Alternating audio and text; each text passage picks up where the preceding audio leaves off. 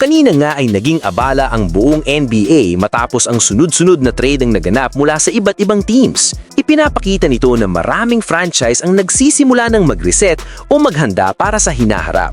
Unang kumilos ang Philadelphia 76ers matapos nilang i-trade si Jared McCain papunta sa Oklahoma City Thunder kapalit ng 2026 first-round pick at 3 second-round picks. Para sa OKC, dagdag ito sa kanilang batang core habang malinaw naman na mas pinili ng Sixers ang draft assets. Nagkaroon din ng isang multi-team trade ang Los Angeles Clippers, Brooklyn Nets at Toronto Raptors. Sa kasunduang ito, mapupunta si Chris Paul sa Raptors habang makakatanggap ang Nets nina Ochai Agbaji, isang 2032 Raptors second-round pick at cash considerations. Ang Chicago Bulls ay nagdesisyon na ring makipaghiwalay kina Kobe White at Mike Conley Jr.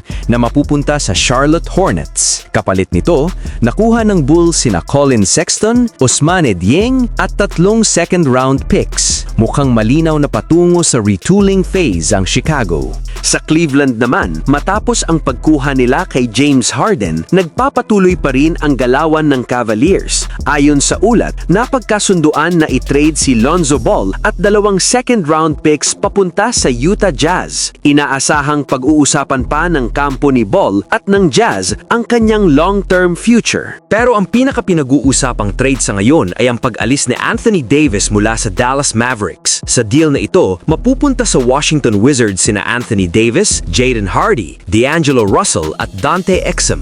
Bilang kapalit, nakuha ng Mavericks sina Chris Middleton, AJ Johnson, Malachi Branham at Marvin Bagley kasama ang 2 first-round picks at 3 second-round picks. Ang mga first-round picks ay ang 2026 OKC pick at ang 2030 Golden State Warriors pick. Sa papel, walang nakuhang superstar ang Dallas. Si Middleton ay lampas na sa kanyang prime at kasalukuyang nag-average lamang ng 10.3 points per game ngayong season. Gayunpaman, mahalaga para sa Mavs ang malaking salary relief dahil makakatipid sila ng humigit kumulang $70 million sa payroll next season at bababa na rin sila sa ilalim ng luxury tax. Sa kabilang banda, panalo rin ang Washington Wizards na makakabuo ng core nina Anthony Davis, Trae Young at Alex Sarr. Pero maraming analysts ang hindi kumbinsido sa trade na ito dahil nga sa pagiging injury-prone nina Davis at Trae Young. Kasama din pala sa trade ang posibleng top 5 pick sa 2026 NBA Draft. Isang malinaw na hakbang ito para sa kanilang long-term rebuild. Samantala, patuloy na umiinit ang usapan sa paligid ng posibleng paglipat ni Giannis Antetokounmpo kung saan 3